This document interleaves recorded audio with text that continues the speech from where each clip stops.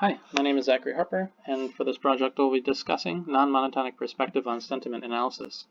The inspiration for this project is the inconsistencies in language between 1 and 5-star reviews.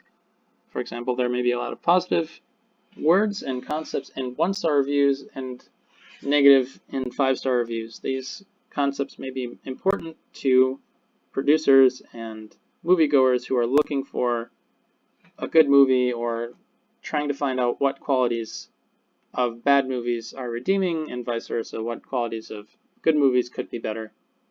And to do this, I'm using an artificial intelligence method called embedded word space, where words are trained using a vector space model that represents word embeddings in continuous vector space where semantically similar words are embedded near each other after training.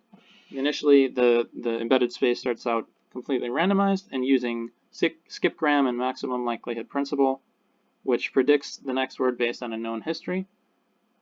When the model is better at predicting the next word in its sequence, it converges on a certain state, and if it predicts the wrong word, then it will update its vectors and try to improve the space until similar words are all adjacent. This data set is trained on 1 and 5-star reviews from Amazon Instant Video. The review on the right is kind of an example of an exceptional review where, despite being 1 star and having negative language, the user nevertheless recommends people to see the movie because it's uniquely the worst movie, ironically. Non-monotonic logic can be represented in a few different ways. Circumscription is one where the default rule may state that if a movie is bad, it will receive a 1-star review. This allows for abnormalities to circumscribe this default rule that may be exception to make room for examples that are exceptions to the rule. So if a movie is bad, by default it will not have the abnormality, but if it does, then it provides space for it to not receive a 1-star review. Default logic makes this a little more explicit, where a bad movie may also be hilarious, and while there are default rules that say that a bad movie will receive 1-star reviews as it is consistent with the knowledge base, and it does make the assumption that if a movie is bad, it will receive a 1-star review. And while a movie that is hilarious, it is consistent with the data set that it will not receive 1 star, and thus the default assumption is that a hilarious movie will not receive 1 star. This default logic allows for non-monotonic perspective or non-monotonic logic to build flexibility in the theory so that it can make room for these exceptions where bad movies are also hilarious, and for other abnormalities such as that. A word representation on the right can be shown in a couple different ways. WordNet has a lot of ways of analyzing similarities and differences between words. For this project, I'm using Word2Vec, which clusters words in a vector space, a continuous vector space, so that any two words can be compared via cosine distance using the vectors produced from all the features that are used. Word2Vec is the pre-trained model uses 300 vectors, 300 feature space vectors, whereas the model that I trained for this project only uses 100 due to it being a much smaller data set. Initial analysis of the data sets are shown here, where 1-star's inverse document frequency is on the left, and 5-star inverse document frequency is on the right. We can see on the left that there are some obvious negative words to be expected. They don't specifically describe any concepts in the movies that make them bad. It's kind of more descriptive, general bad words. On the right, it can be assumed that a lot of the general good words, such as good and great, are removed through the inverse document frequency weights. Nevertheless, there are not very many specific concepts that kind of allow you to describe this word set as inherently positive.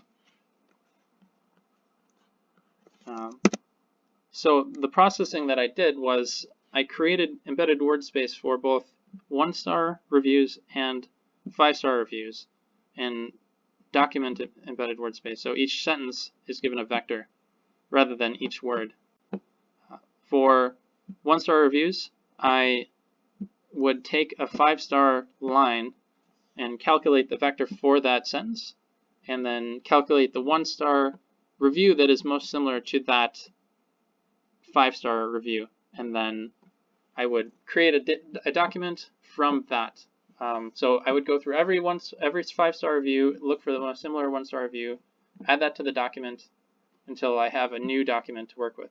And on the left, it shows the document of all the 1-star reviews that are most similar to 5-star reviews. In that data set, I saw a lot of kind of slow plot line, inappropriateness for children. There's still some redeeming factors such as mystery and intrigue and dark mysterious things. So these concepts kind of were similar to the reverse process that I did for the 5-star embedded space, where I would take a 1-star sentence, calculate the vector in the 5-star embedded space, calculate the most similar 5-star review to that 1-star review, create a new data set, and then calculate the inverse document frequency from that. I saw in those that there are a lot of examples of slow plot lines, such as sleepy, some inappropriateness for children, some children movie references. Hooray was ironically associated to a lot of sarcastic statements where a movie would break a status quo that the user had been hoping that movies would break for a while. And then there were also some negative words like filthy and whatnot. So it did kind of bring out some elements that connected 1-star reviews to 5-star reviews, particularly inappropriateness for children and slow plot lines and some negative concepts. But that's what I found. In conclusion, I found a lot of overlap between the reviews, despite there being obviously by default a lot more negative words in the negative reviews and vice versa. There was some interesting overlapping concepts. The deep learning model worked seemingly pretty well. When it was trained on the document space, when it was trained on the actual data sets, the 1- and 5-star review documents, it performed a lot better than when I was just working in the pre-trained word embedded space.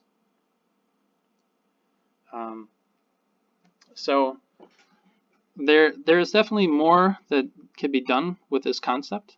For example, creating classifiers and trying to improve them using the concepts that this embedded space methodology uses.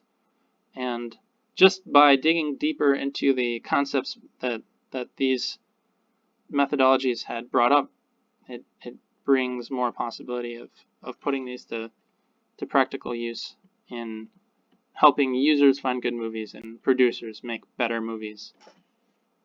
So next I will show you the code used to complete this process.